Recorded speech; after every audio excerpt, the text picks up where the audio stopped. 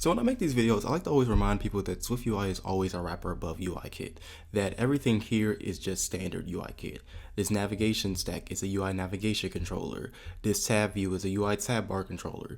These tab bar items are in the UI tab bar. So a lot of functionality we can get within UIKit, we can sometimes get within SwiftUI. Now, sometimes it does come with some drawbacks because sometimes you do have to do workarounds, but thankfully this workaround should only work within the likes of what we're trying to accomplish here. And this will be a part one of something else that I want to go with this tutorial. So as you can see within here, this is actually Xcode 16. So this is the latest beta for Xcode 16, I think beta 2. So actually within iOS 18 and iPadOS 18, popping up the root view of the likes of a tab bar item is actually a standard feature within iOS 18. So we don't have to really worry about having to do workarounds with this. But if you have lower deployment targets like 17, 16, then you can understand the annoyance when this probably won't make much sense until about 1.5 years later down the line. And to get started, as mentioned, we have some views here, which we can probably clean this up to make this app a little bit nicer. I'm not too sure what I want to do with it. But to pretty much get started, let's start with the main thing within SwiftUI, and that is of course state. Now state within SwiftUI is very much important because the likes of it is not exactly like UIKit, because I think behind the scenes SwiftUI has certain state storages and such. So if we were to actually mess around and making a state as a tab view and try to make a delegate for it, it would throw off the state, as I've tested this many times in the past, and certain things like selections and when the application is like redrawing or SwiftUI views are actually redrawing themselves, state can actually be broken and it makes your app way much difficult to use, and of course comes the 1-star reviews. So how can we manage the likes of keeping SwiftUI states, keeping the code concise, whilst trying to keep this functionality in for our lower deployment targets underneath iOS 18? So it's actually super simple. So let's start off with actually the first thing here, and that is of course the binding. So we have binding to the current state property of selection, which is totally fine. But what we don't have is that if we were to update this property, if the view is not updating itself, the state property does not exactly fire some property observers like did set and will set. You can use likes of like a view model that if you want to hold like other things within it, that's fine. But for our case, we're just going to be creating a property here, and this is going to be a binding property. Now remember, binding is just a read and write, or in our case, it's just a get set. So if you want to make a binding of a generic of type the content tab view selection, and enums really work well with this with this implementation that I have, because enums are a lot easier to maintain and track over the likes of integers or other ways you might be tagging and managing tab view selections. So within here, we can just say return of type, let's say we want to get this here, and we're going to have a getter and a setter, which if you don't know much about that, there's definitely plenty of videos online on how that works. And pretty much just a getter and a setter is pretty much what you would imagine it. So we need to return a certain value of either home or search, as we have for content tab view selection. And the way we can do that is just through the likes of the state property up here. Since we want to maintain state, we need to maintain the previous selections or current selections. This is going to be very important to maintaining what current tab view we should pop. We can go ahead and say, well, I say file private. Okay, we'll actually not make that private for now, but we can also go ahead now and just say selection. And just to do that, we'll just say self.selection, which self is this content view, and just update that state property with the new value. Perfect. Now this is the bare bones basic implementation that we have, even though it seems like it's still complaining of issues. Signing, oh, it's just saying signing, okay. But there is some issues with signing apparently, but this is the bare bones that we have. All we're doing right now is just returning the value of the state property within content view for the getter, and then for the setter, all we're doing is just updating that same property again. Awesome. So now let's make our way down to this content view here. And as you can see here, we have two of them just for demonstration purposes, and then we have navigation stacks within this one as well. So with the likes of navigating within SwiftUI, navigation paths are very helpful, and it actually is the most powerful way to actually handling navigation within your SwiftUI applications. And to utilize that, we'll utilize a navigation path. So for navigation path, you can imagine it as just a property that holds a bunch of current paths or current selections within it. And as you can see, it just represents the navigation stack. It's more type erased, and And there's a lot more to that that I actually cannot explain because I'm trying to learn that stuff myself. But navigation path pretty much holds a lot of your enum values or your navigation link values within it.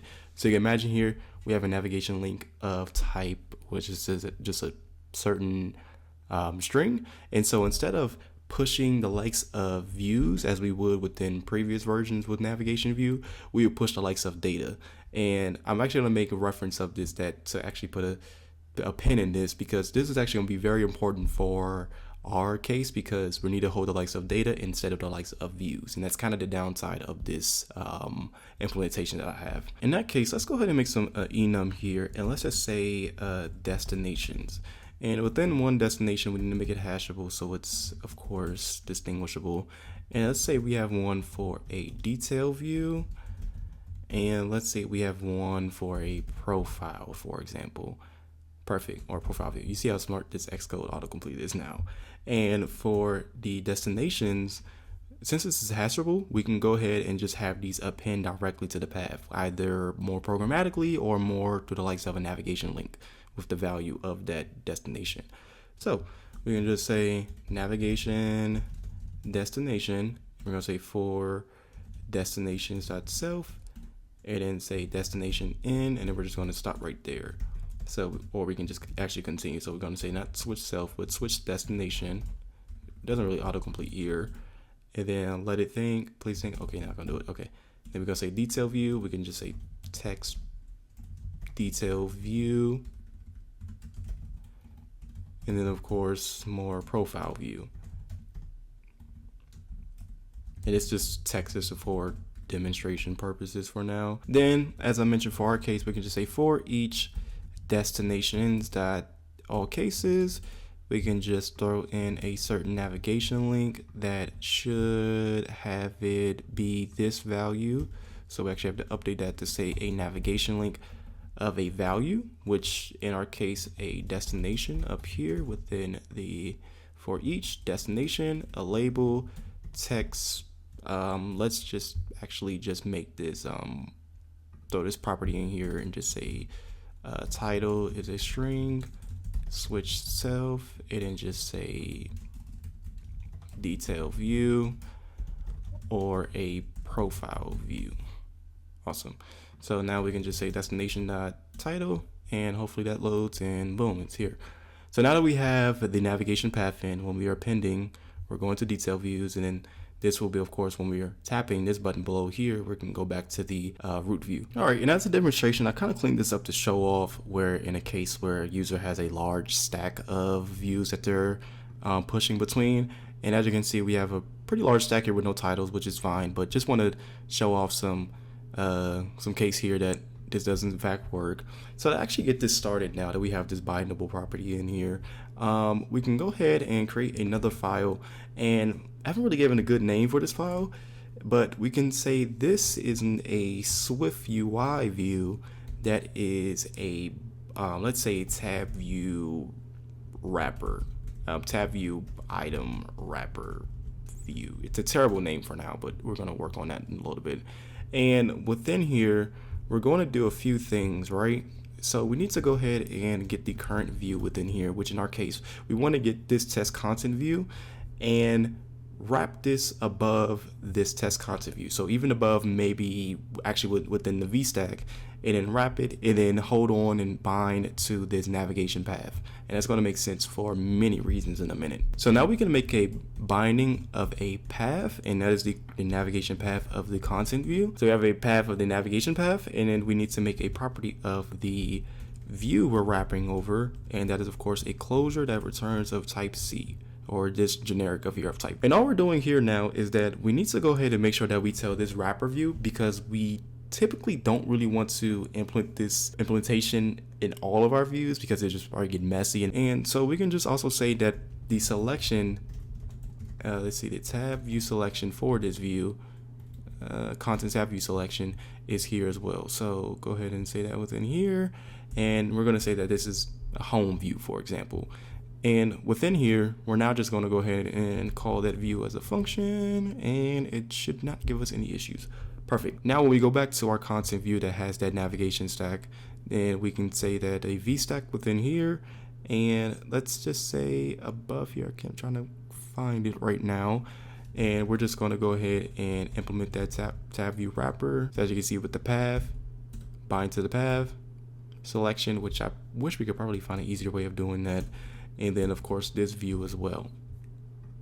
Awesome. So now it shouldn't give us any issue, and yeah, everything still presents and loads just fine. We can now go ahead and dig a little bit deeper into Notification Center. So Notification Center, you might think about on your iPhone where you have a notification within the notification view of the lock screen. In our case, Notification Center is more of our default method of message and communication within applications through means of a backend class that manages wrappers and observers and posting and subscriptions of notifications, and this is going to help a lot within our case. Awesome. So now that we have an extension notification center, we can now make an extension to nsNotification.name, which is the name of the notification that we're going to be creating. Wow.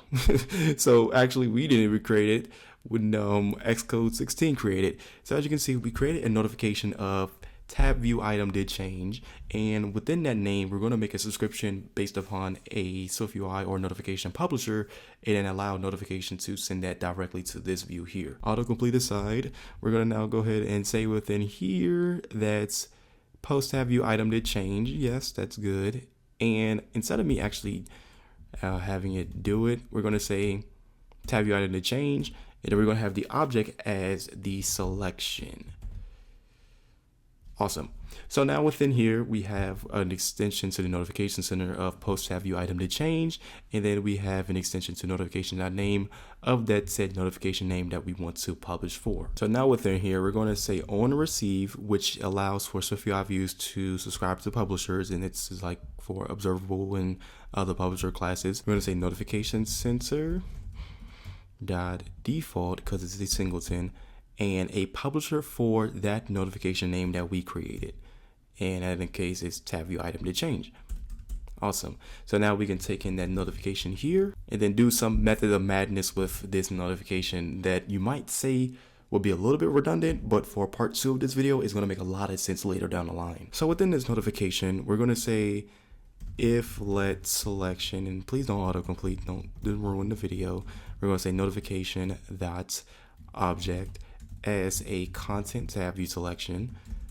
And so as long as we have that if let statement of safely unwrapping that selection, we can now go ahead and say within here, within this scope of code or a method, you might want to throw this in to maintaining a few things here. So now that we have the if let in, since this is still a conditional statement, we can now say and compare that the self dot selection equals the, well, we couldn't probably name that like a notification selection, but as long as these two selections match, we can now continue forward with what you want to do with this item wrapper. So now that we have this in here, we can do a few things now where that if available, and this is just API checking, I forget if it's if available, I want to say, we want to say below, so we want to go below, so let's say iOS 17, or I believe maybe 18.0. I can't remember how it goes. All right. And so all we're saying now is that since this method is already in with helping the navigation stack within SwiftUI on iOS 18, this functionality does not exactly need to reproduce, which I don't think is going to cause any issue even if you took this statement out. But for our case, just to make it a little bit nicer, we're going to leave that in. And say if available, if it's below iOS 18.0 and the path dot is not empty, we can do the following. So we're going to say path dot is equal just a new init path, and all we're doing is just updating the path and removing all current stacks that is currently at. All right, and of course this won't work on iOS 18 because we really can't see it since it's already a built-in feature, but I'll go ahead and run this on a 17.4 simulator device. So this is current functionality within 18. So let's go ahead and run this on an iPhone 15 Pro Max on iOS 17.4 and see what it does. Okay, so here we are in the home tab. So as you can see, we're at home right here. And if we go ahead and go between these paths right here, we have detail view, profile view, profile view, detail view, profile view again, detail view again. Now we have this large stack if we go in this context menu of just paths. And as mentioned, we want to be able to select this button here to go back home, in our case. And let's say we just hit the button, and so now it should just pop, which it's currently not doing. So let's see why it's not doing that. Okay, so I see I made a mistake here. I meant to go back to this binding property and say if the selection, so if the binding property is updated based upon the selection, then it needs to go ahead and also compare that selection to the current selection we have. And then say, we'll actually keep this right here, but actually do a few things now. So now we need to infer to notification sensor, not default, and go ahead and say tab view selection did change of this current selection or the new selection we're trying to get. So now we have this in, we can go ahead and update the tab view selection did change method, which of course updates this on receive publisher to checking and seeing if it needs to pop that path. And now we also need to go ahead and say here within the binding of this binding property right here, and let's see if it does it. Yep. So now we also need to be able to tell that the tab view selection, that its new binding property is now this computer property right here. So now we go back here, detail view, profile view, profile view, detail view, profile, detail, detail. And now we have this large stack of views. And if we press this button down here, we should just still not go back home. Okay, so let me see why it's not doing this. Okay, so it looks like the breakpoint is hitting everything within this on receive method, but it might just be an error on my end for this API check availability, which we could just go ahead and just root that out for now, which I might have messed that up, but I'm not going to fix it for the case of this video. But everything should now work, hopefully. I'm not trying to figure out why it's not trying to do it. Detail view, detail, profile, large stack case we have here. And if we get home, we should be able to go back home. And that's all it is to it. That is exactly all you really need to do within this method to getting a popping of the root view within SwiftUI within a SwiftUI tab bar.